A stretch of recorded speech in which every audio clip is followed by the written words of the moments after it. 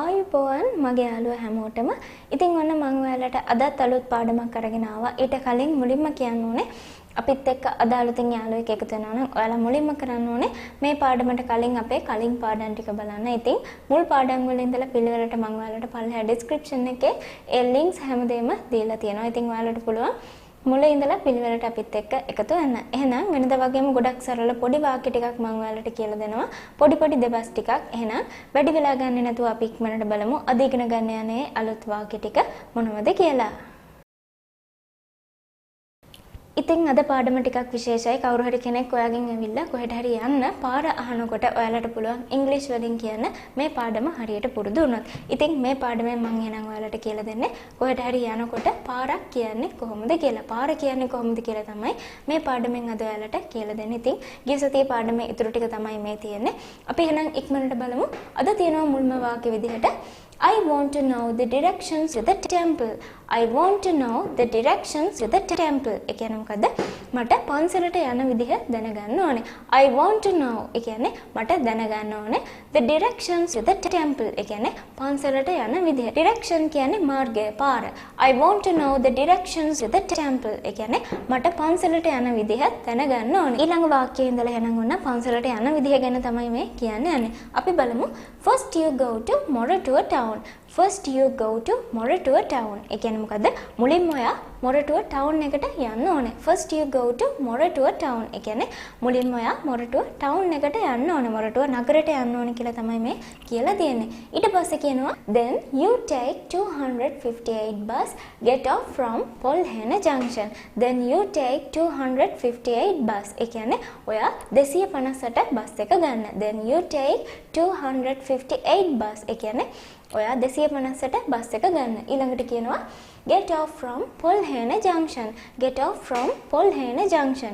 Get off කියන්නේ බහින්න කියලා තමයි කියන්නේ. Get off from Polhena junction. Polhena හන්දියෙන් බහින්න කියලා තමයි කියන්නේ. junction කියලා කියන්නේ එහෙනම් හන්දියට. එහෙනම් තව සැරයක් අපි බලමු මොකද්ද මේ කියන්නේ.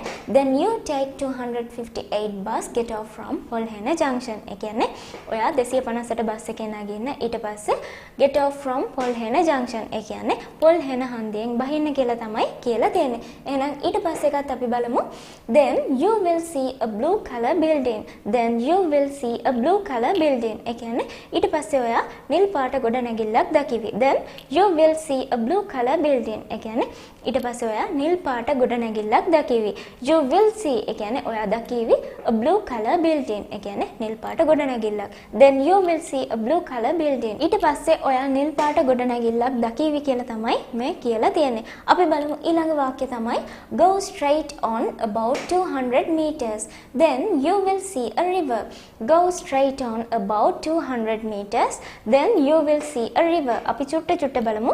Go straight ඒ කියන්නේ කෙලින්ම යන්න දිගටම යන්න කියලා තමයි කියන්නේ.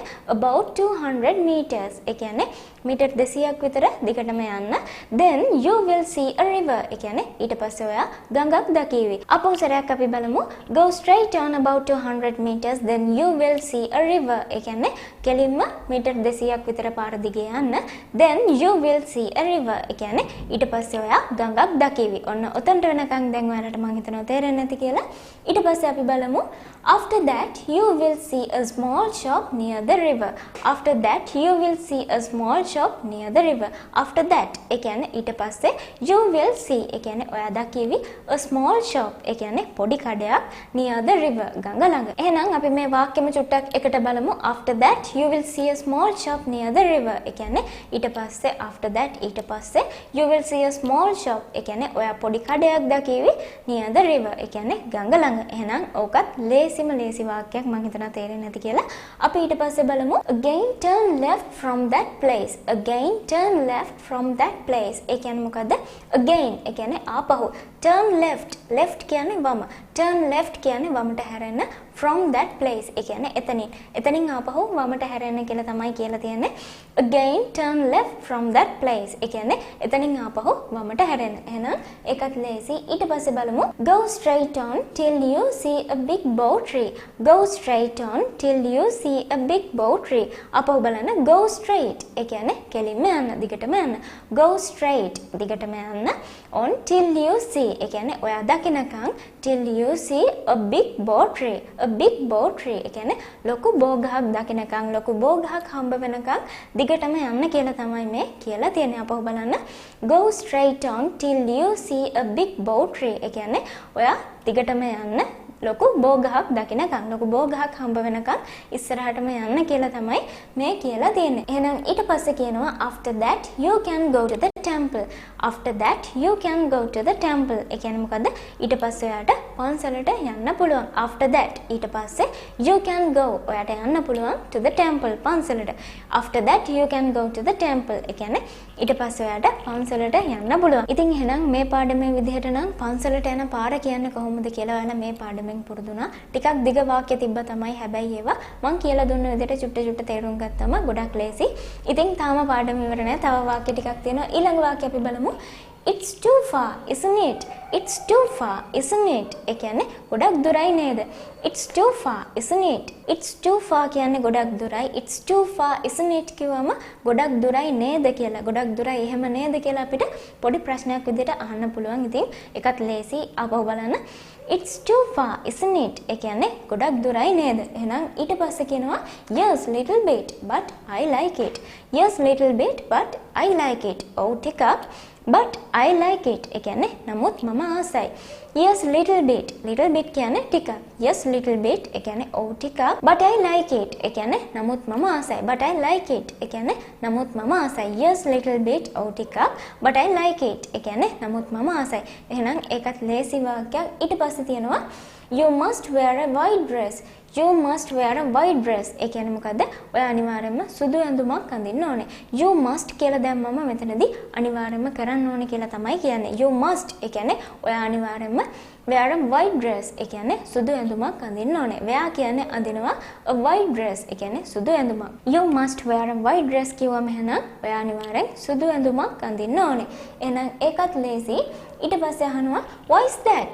Why is that? ඒ කියන්නේ ඇයි ඒ? Why is that? ඒක තමයි මේ why is that කියලා අහන්නේ. Why is that? ඇයි ඒ? ඇයි ඒ කියලා අහද්දි why is that කියලා අහන්න පුළුවන්. එහෙනම් ඊට පස්සේ කියනවා that's how we go to temple. That's how we go to temple. ඒ කියන්නේ අපි පන්සල් යන්නේ එහෙමයි.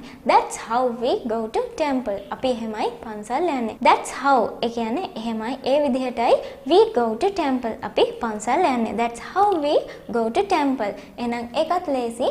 ඊට පස්සේ තියෙනවා you must take off slippers and caps before entering to the temple. You must take off slippers and caps before entering to the temple. අපි මේක චුට්ට බලමු.